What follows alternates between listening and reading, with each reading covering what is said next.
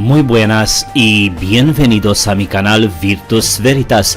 A principios de la década de 1940, los submarinos alemanes de clase U estaban causando estragos en las fuerzas aliadas en el Océano Atlántico, hundiendo barcos y amenazando con cambiar el rumbo de la guerra. Los aliados necesitaban algo literalmente grande en el océano. Se necesitaban portaaviones marítimos para proporcionar a los aviones un lugar para aterrizar, pero la construcción de portaaviones tradicionales requería grandes cantidades de recursos, especialmente acero. En 1942, un científico excéntrico llamado Geoffrey Pike, que trabajaba para la sede de operaciones combinadas británicas, un departamento de la oficina de guerra, estaba tratando de descubrir cómo proteger a los barcos aliados con mucha fuerza en el callejón del submarino, entre comillas, en un área del Océano Atlántico donde los submarinos alemanes gobernaban sin problemas. Conociendo los datos proporcionados por la Patrulla Internacional de Hielo establecida para destruir icebergs, que había informado que volar los icebergs no era fácil, incluso con torpedos y bombas incendiarias, y también conocía los experimentos del científico alemán, el Dr. Gerke von Waldenburg, realizado en el lago de Zürich en 1930. Además, el hecho de que en ese momento el hielo se consideraba casi indestructible, Geoffrey Pike decidió que la respuesta era el hielo, que podía fabricarse con solo el 1% de la energía necesaria para hacer una masa equivalente de acero. Propuso que un iceberg natural o artificial, una isla gigante flotante, móvil e insumergible, hecha de hielo, sería la mejor idea. Pike pensó que el hielo era el nuevo material estratégico que ganaría la guerra, y Churchill estaba dispuesto a entretener la idea. Decidieron llamar el ambicioso proyecto Habacuc en base a versículo bíblico Habacuc capítulo 1 versículo 5, el buque de guerra que tenía que ser el buque más grande de la historia de la humanidad conocida. Pike imaginó una embarcación gigante que transportaba aeronaves con un casco sólido hecho de hielo. Contaría con una plataforma de aterrizaje larga a lo largo del vacío superior y central que se extiende a lo largo de su longitud. Este espacio vacío podría albergar aviones debajo de la superficie de aterrizaje principal. Fue diseñado para ser la máquina más grande jamás construida en tierra o agua. Su gran tamaño y la capacidad de repararla con agua lo harían efectivamente insumergible. El arma secreta máxima. Consultó a Max Perutz, un biólogo nacido en Austria que había trabajado anteriormente estudiando glaciares, y juntos idearon un plan para crear portaaviones. De repente se inventa la Picret, una mezcla de agua y pulpa de madera y serín, que cuando se congelaba era más fuerte que el hielo normal, se derretía más lentamente y no se hundía. Podría mecanizarse como madera y moldearse en formas como el metal, y cuando se sumerge en agua forma una capa aislante de pulpa de madera húmeda en su superficie que protege su interior de una mayor fusión. Sin embargo, Perutz encontró un problema. El hielo fluye lentamente en lo que se conoce como flujo de plástico, y sus pruebas mostraron que un barco Picret se hundiría lentamente a menos que se enfriaría a 16 grados bajo cero. Para lograr esto, la superficie del barco tendría que estar protegida por aislamiento y necesitaría una planta de refrigeración y un complicado sistema de conductos, así que decidieron tener un casco de hielo, pero construirlo como un barco convencional, lo que significaba que tenía que mantenerse congelado a través de algún tipo de sistema de refrigeración. El barco tenía que tener un alcance de 11.000 kilómetros y poder soportar las olas más grandes registradas, y el almirantazgo quería que fuera a prueba de torpedos, lo que significaba que el casco tenía que tener al menos 12 metros de espesor. También se decidió que los bombarderos pesados deberían poder despegar del barco, lo que significaba que la cubierta tenía que tener una longitud de 610 metros, 61 metros de ancho y un peso de más de 2 millones de toneladas y suficiente espacio para 300 aviones. Navegaría a una velocidad de 7 nudos, aproximadamente 15 kilómetros por hora, y soportaría olas de 15 metros y requería hasta 26 motores eléctricos para moverse a través del océano, dando a Churchill su arma secreta contra los submarinos alemanes. Aprobó el proyecto el 4 de diciembre de 1942 con un memo que se clasificó como el más secreto y solicitó la construcción de un prototipo. Sería construido en Canadá, en el lago Patricia, en el Parque Nacional Jasper en Alberta, debido a la disponibilidad de una fuente irónica de mano de obra gratuita que estaba muy cerca, y un campamento de objetores de conciencia, entre comillas. Nunca se les dijo lo que era. Lo llamaron Arca de Noé. Sabían que era algo para el esfuerzo de guerra, pero no sabían exactamente qué. Se han producido grandes bloques de hielo en el lago Louise en Alberta, y se construyó un pequeño prototipo en el lago Patricia en Alberta que medía solo 18 metros de largo por 9 metros de ancho, pesaba 1.000 toneladas y se mantuvo congelado por un motor de grande potencia. Los canadienses confiaban en la construcción de un buque para el año 1944. Los materiales necesarios estaban disponibles para ellos en forma de 300.000 toneladas de pulpa de madera, 25.000 toneladas de aislamiento de tableros de fibra, 35.000 toneladas de madera y 10.000 toneladas de acero. El costo se estimó en 700.000 libras esterlinas. Max Perutz, el biólogo austriaco, había determinado a través de sus experimentos en Smithfield Market que las propiedades estructurales óptimas se daban por una mezcla de 14% de pulpa de madera y 86% de agua. Le escribió a Pike a principios de abril de 1943 y señaló que si ciertas pruebas no se completaban en mayo, no habría posibilidad de entregar un barco completo en 1944. Los arquitectos navales produjeron 3 versiones alternativas del concepto original de Pike, que fueron discutidas en una reunión con los jefes de Estado Mayor en agosto de 1943.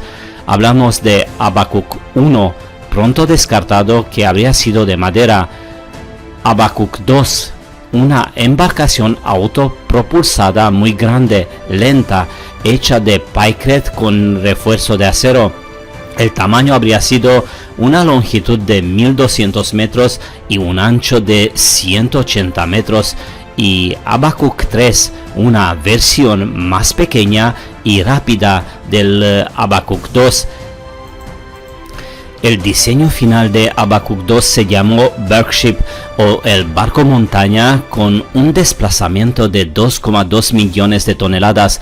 Los turbogeneradores de vapor debían suministrar 33.000 caballos de potencia o 25.000 kilovatios para 26 motores eléctricos montados en góndolas externas separadas, porque los motores internos normales de la nave habrían generado demasiado calor para una nave de hielo. Su armamento habría incluido 40 torretas DP de doble cañón de 4,5 y numerosos cañones antiaéreos ligeros, y habría albergado una pista de aterrizaje y hasta 150 bombarderos o cazas bimotores. El pequeño prototipo, construido en 1944 en el lago Patricia cerca de Jasper, Alberta, confirmó el pronóstico de los investigadores de que la embarcación de tamaño completo costaría más dinero y maquinaria que toda una flota de portaaviones convencionales.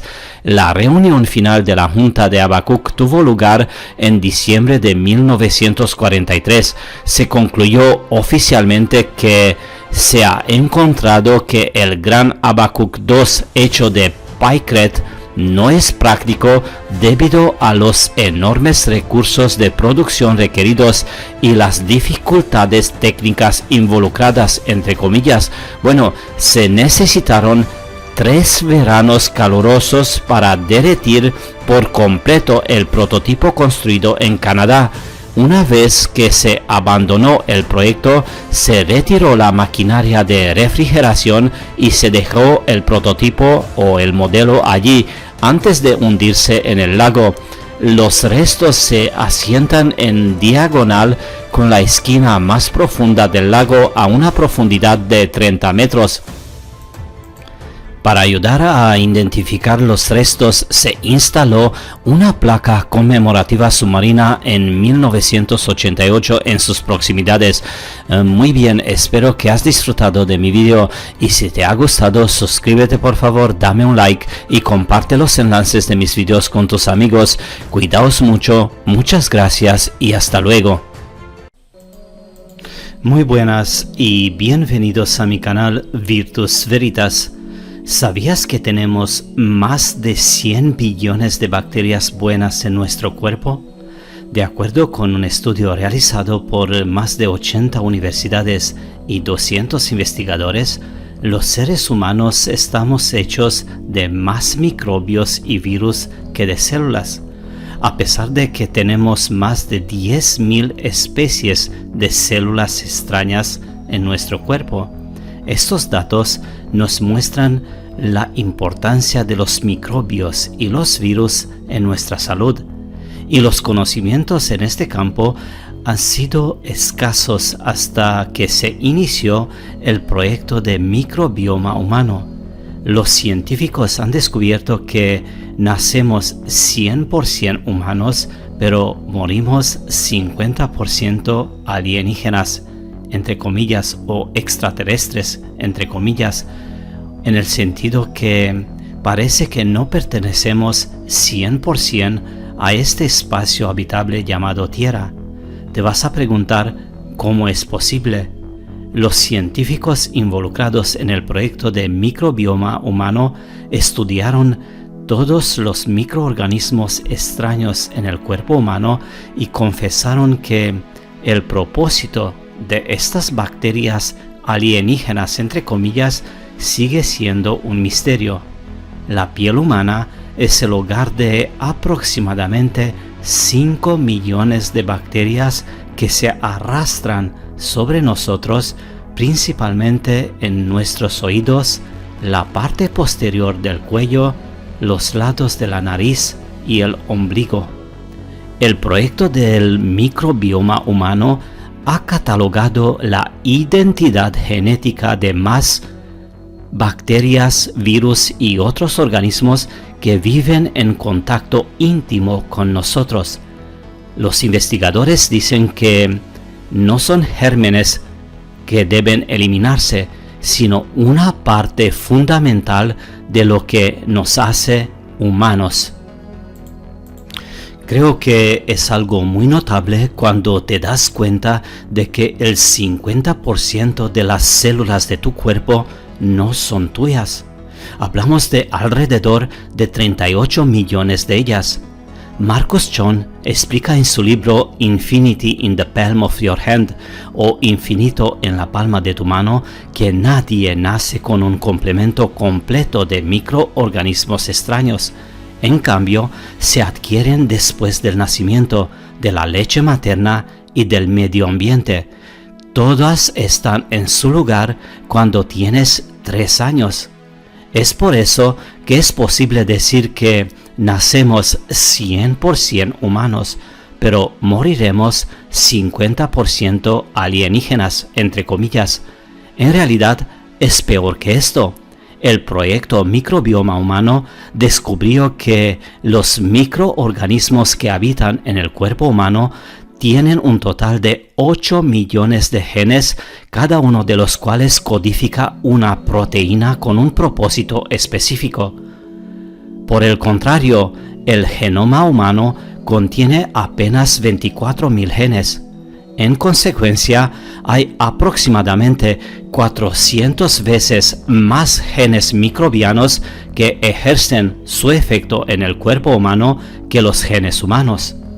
O para decirlo de otra manera, el 99,75% del ADN en su cuerpo no le pertenece. En cierto sentido, ni siquiera somos un 50% humanos, somos solo un 0,25% humanos. Quizás sea más sincero decir que nacimos 100% humanos, pero moriremos 99,75% extranjeros. Todos tienen derecho a su propia opinión, y muchos pensarán que estas células alienígenas, entre comillas, son evidencia de que de alguna manera estamos relacionados con algunas especies extraterrestres, entre comillas, o otras especies de otras tierras, como siempre he dicho. Sin embargo, hasta el momento todavía nadie se atreve a decirlo abiertamente, así que aún no hay evidencia científica confirmada que respalde esta teoría. En algunos de mis vídeos te presenté unos datos que demuestran que el cuerpo humano de hecho es el menos adaptado a este entorno o a este planeta.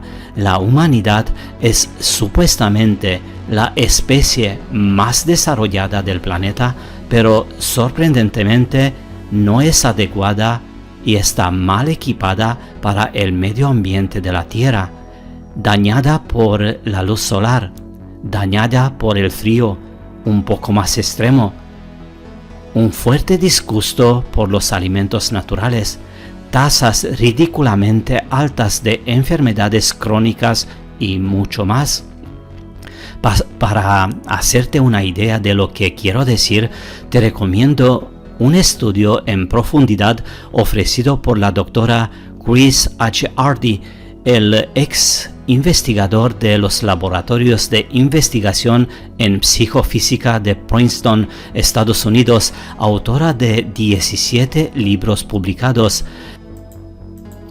En su libro ADN de los dioses, la creación de Eva y la batalla alienígena para la humanidad, explica la ingeniería genética de la humanidad por un científico llamado Ninmah y muestra cómo los conceptos de pecado y la inferioridad de las mujeres surgieron de la voluntad de Enlil para mantener a la humanidad subdesarrollada, chocando con el plan de Enki y Ninmah para hacernos iguales en inteligencia.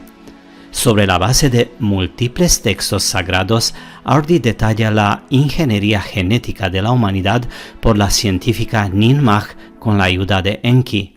Ella revela como que la primera creación humana femenina de Ninmah, llamada Tiamat o Eva, contenía más ADN alienígena que el hombre anterior Adamo, y como el Gilgamesh sumerio o el Noé bíblico representa la perfección de su trabajo.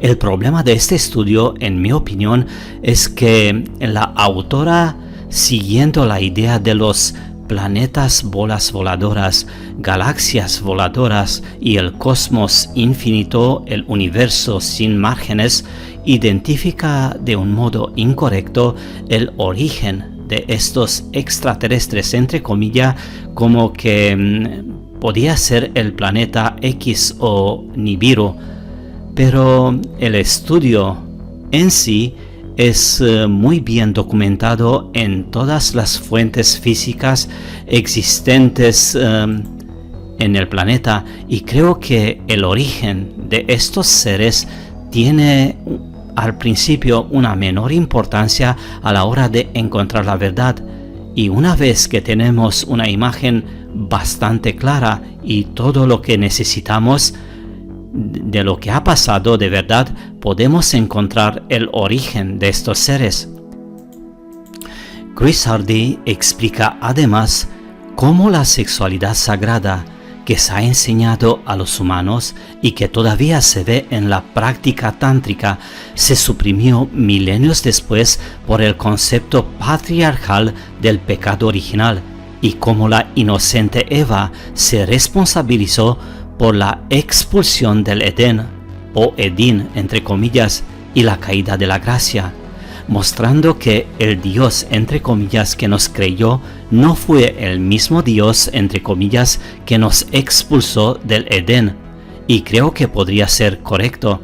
Hardy explica que no habrá apocalipsis porque la dualidad bien-mal nunca ha existido realmente, solo han sido dioses entre comillas enemigos luchando e implicando a la humanidad en la estela de su propia competencia por el poder, muy similar a lo que vimos hoy en día y a lo largo de toda nuestra historia de la humanidad, con una comprensión psicológica completa de cómo los antiguos dioses entre comillas han moldeado la historia de conflicto en curso de la humanidad.